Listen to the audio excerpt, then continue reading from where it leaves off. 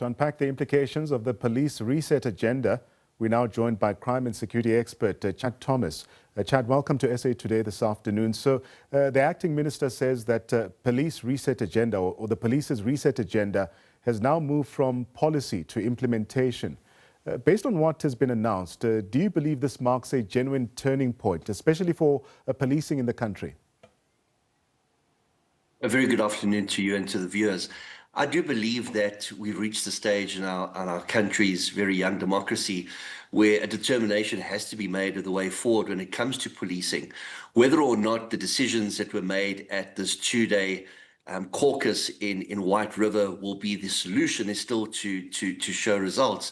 But the willingness is there, and we're hearing from the acting minister and the acting commissioner what needs to be done. They've identified 140 stations that are high crime. They've identified that they need to capacitate and resource this national organized crime and intelligence unit now headed up by General Mkhwanazi. They're fast-tracking the employment of 5,500 new police officers, as well as increasing visibility through community patrols.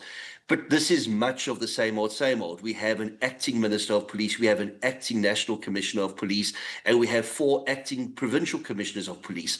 We need to see determined leadership, and we need to see steadfast leadership.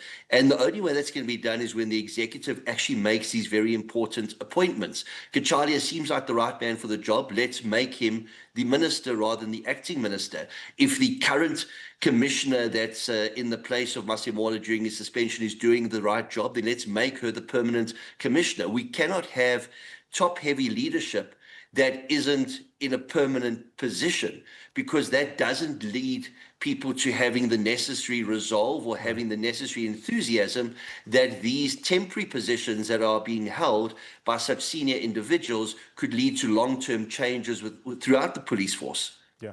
Also interesting is that the strategy prioritizes 140 high-crime police station precincts.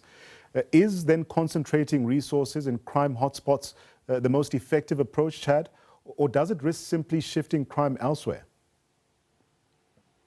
It's exactly that, it does. We see with Operation Prosper together with SANDF, where the SANDF will move in and saturate an area together with their policing partners, that the crime will move next door. So they then move next door and the crime moves back to where it was.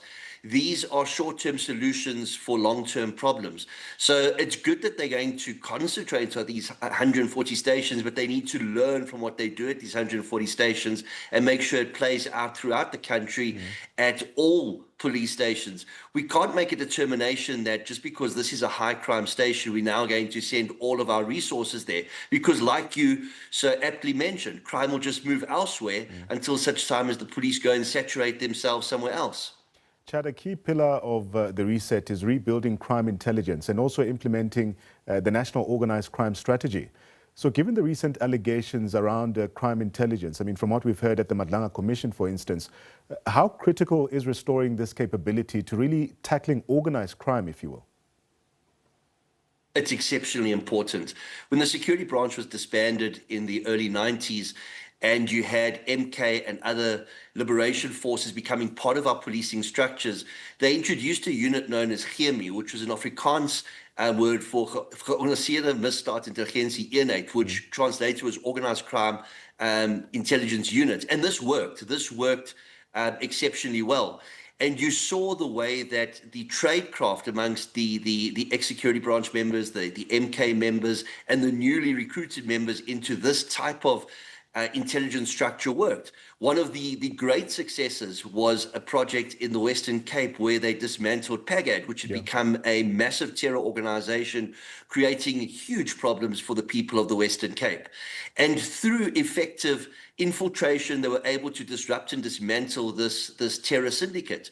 We've now seen over the last 30 years, from around about the early 2000s, how crime intelligence has been decimated because of the Secret Service Fund, because of the access to tools that they've had. They've been used to settle political squabbles.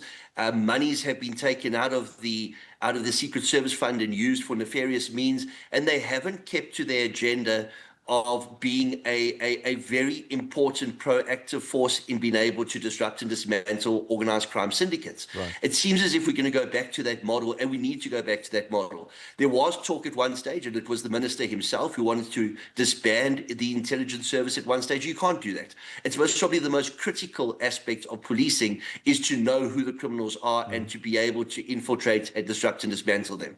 Let's unpack that a bit more. I mean, government has also committed to strengthening detective services, also increasing capacity for technology and intelligence-led policing. Which of these reforms is then likely to have the greatest impact on solving serious and violent crime, Chad? Detectives are so very important. Having an effective intelligence service within the police can help identify the organized crime syndicates. But their work stops right there. They don't provide the evidentiary way to prosecute. That comes in from the detective side.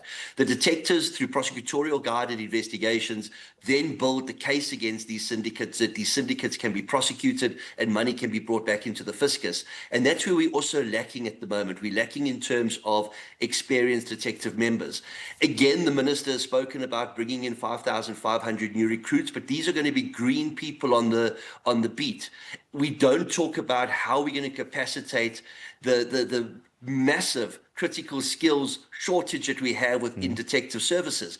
And remember, the NPA will never enroll a docket unless there's a prospect of a successful prosecution. That means that upwards of 90% of serious crimes most probably don't get enrolled simply because there hasn't been effective investigation into those crimes. And that's not necessarily the fault of the detectives. That's the fault of the way resources are allocated.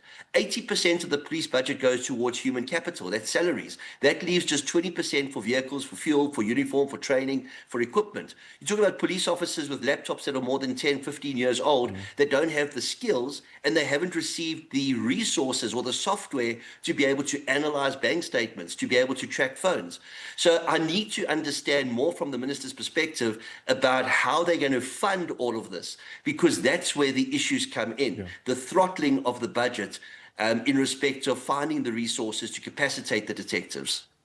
Chad Thomas, he's a crime and security expert. Thank you for your analysis this afternoon. Of course, as the government begins its police reset strategy as well, South Africans will ultimately judge its success not by policy announcements, but by whether communities become safer, investigations improving, and confidence in South African policing restored. A big thanks to Chad for joining us on SA Today.